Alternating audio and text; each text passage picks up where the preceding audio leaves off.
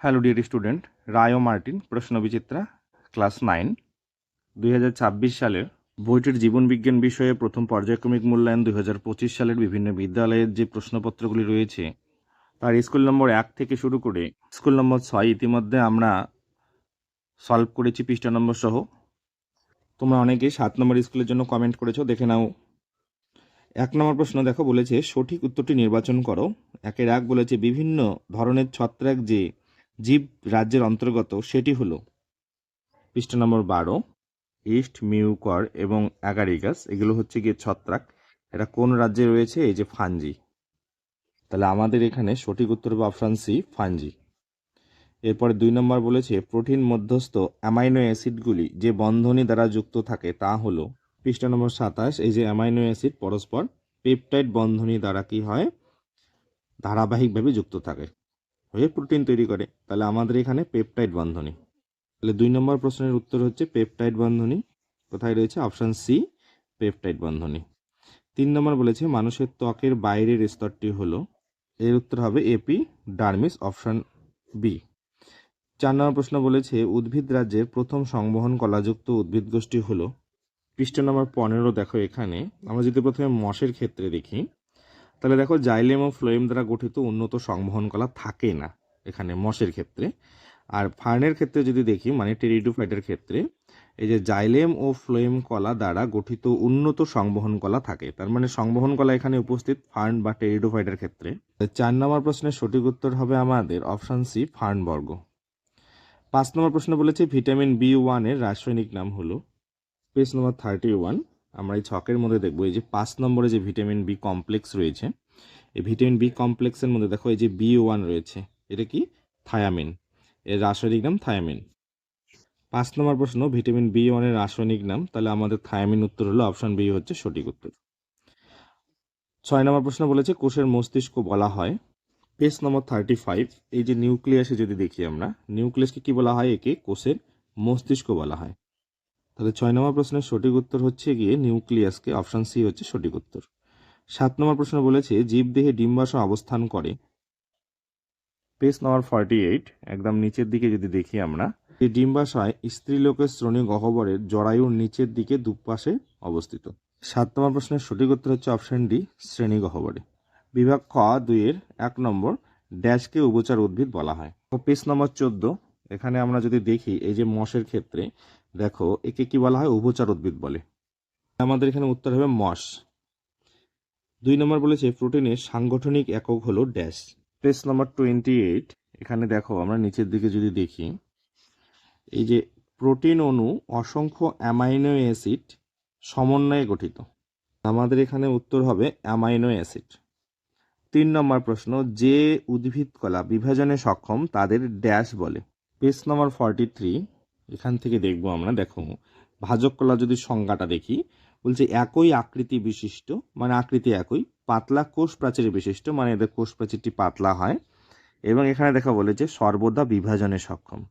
তার মানে সব সময় বিভাজনে সক্ষম, এইটাই আমাদের এখানে বলা রয়েছে। তাহলে এখানে হবে ভাজক কলা।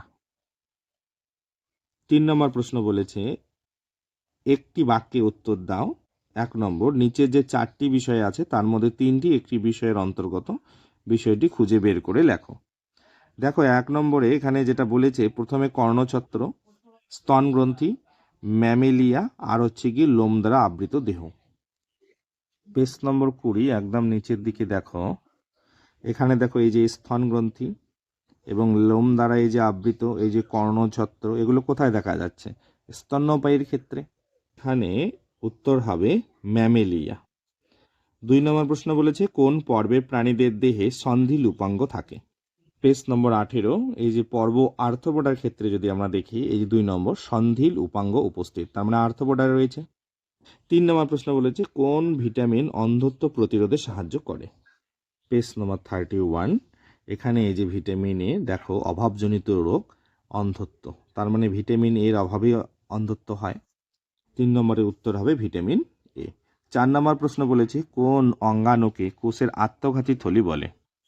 পেজ নম্বর 39। এখানে দেখো এই যে লাইসোজোম, লাইসোজোমকে কি বলা হয়? যা লাইসোজোমকে সুইসাইড ব্যাগ বা আত্মঘাতী থলি বলে। তাহলে উত্তর হবে লাইসোজোম। 5 নম্বর প্রশ্ন বলেছে বাম দিকে শব্দজোড়ের সম্পর্ক বুঝে ডান দিকে শব্দজোড়টির ফাঁকা স্থানে উপযুক্ত শব্দ বসাও। প্রথমে রয়েছে কোষ পর্দা, বলেছে সজীব, তাহলে ড্যাশ হচ্ছে গিয়ে মৃত।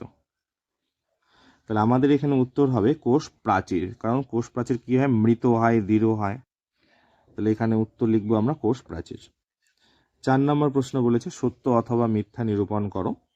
তো 1 নম্বর বলেছে দ্বিপদ নামকরণের প্রবক্তা হলেন ক্যারোলাস লিনিয়াস। পেজ নম্বর 10 দেখো, এখানে বিজ্ঞানী ক্যারোলাস লিনিয়াস সর্বপ্রথম জীবের দ্বিপদ নামকরণ প্রবর্তন করেন। তাহলে উক্তিটি সত্য, আমরা এখানে কি লিখবো, তাহলে উত্তর সত্য লিখব। এরপরে বলেছে 2 নম্বর সরেক পেশিকোষে একটি মাত্র নিউক্লিয়াস থাকে। নম্বর 46 দেখো, এই পেশি কোষগুলিতে এক বা একাধিক নিউক্লিয়াস থাকে। সরেক পেশিকোষ বলতে এখানে একটাও থাকতে পারে অথবা একের বেশিও নিউক্লিয়াস থাকতে পারে, কিন্তু আমাদের এখানে একটি মাত্র নিউক্লিয়াস বলেছে, তো উত্তর হবে কি আমাদের মিথ্যা। মিথ্যা। 5 নম্বর প্রশ্ন বলেছে বাম স্তম্ভের সঙ্গে ডান স্তম্ভের সম্পর্ক স্থাপন করো। 1 নম্বর বলেছে ট্যাক্সন। তো ট্যাক্সন কথার অর্থ হলো গিয়ে রাজ্য, তাহলে ডি এর সাথে হবে, আমি এখানে 1 লিখে দিলাম। 2 নম্বরে বলেছে স্থায়ী কলা। তো স্থায়ী কলা কি, একটা প্যারেনকাইমা, তো বি এর সাথে হবে 2 নম্বর, সোজাই রয়েছে, আমি 2 লিখে দিলাম এখানে। এবং অস্ট্রিয়াকে বলা হয় ছিদ্রাল প্রাণী, তো অস্ট্রিয়া এর সাথে হবে, এখানে হবে গিয়ে 3। এরপরে রয়েছে বিভাগ গ। বিভাগ গ এর প্রথম প্রশ্ন বলেছে যে প্রোটিন বাঁচোয়া খাদ্য কাকে বলে এবং কেন। পেজ নম্বর 28 এই মাঝামাঝি দেখবো আমরা এখানে যে প্রোটিন বাঁচোয়া খাদ্য এখানে কেন বলা হয়, এখানে রয়েছে, এবং প্রোটিন বাঁচোয়া খাদ্য আমরা কাদেরকে বলি সেটাও রয়েছে, এখান থেকে লিখবে। 2 নম্বর প্রশ্ন বলেছে প্রাইমর্ডিয়াল ইউট্রিকল কাকে বলে।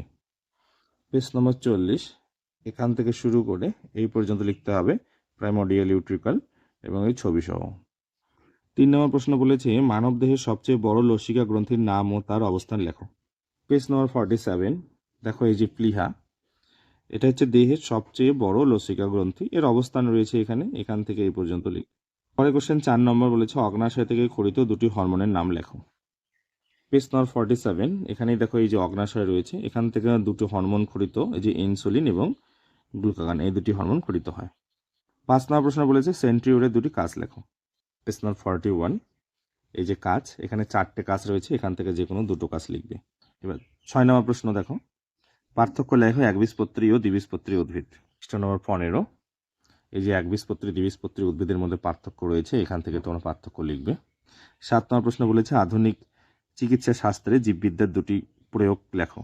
পেজ নম্বর 7 এই যে আমরা এখানে মাঝামাঝি যদি দেখি, দেখো এই যে চিকিৎসা বিজ্ঞানে, চিকিৎসা শাস্ত্রে আর কি, এখান থেকে শুরু করে এই পর্যন্ত লিখবে।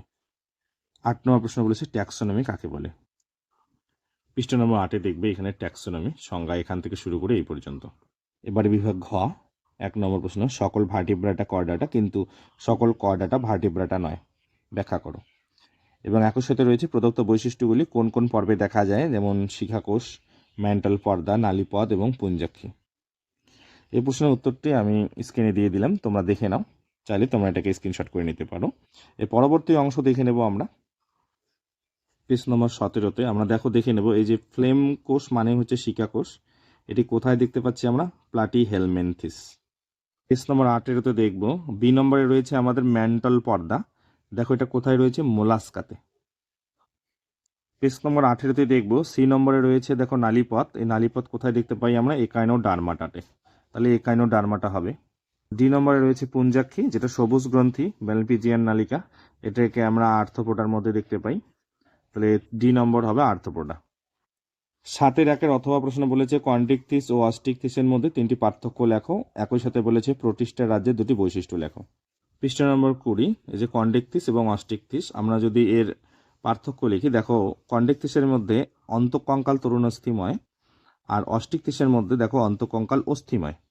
এবং কন্ডিকথিসের মধ্যে দেখো পটকা উপস্থিত থাকে, কিন্তু অস্টিকথিসের মধ্যে দেহ গহ্বরে পটকা থাকে, এখানে অনুপস্থিত মানে থাকে না, এখানে থাকে। এই প্রশ্নের উত্তর কিন্তু আমরা এর আগের যে কোশ্চেন সেটগুলো রয়েছে সেখানে সলভ করেছি, তোমরা যারা দেখোনি অবশ্যই প্লে লিস্টটিকে দেখে নেবে।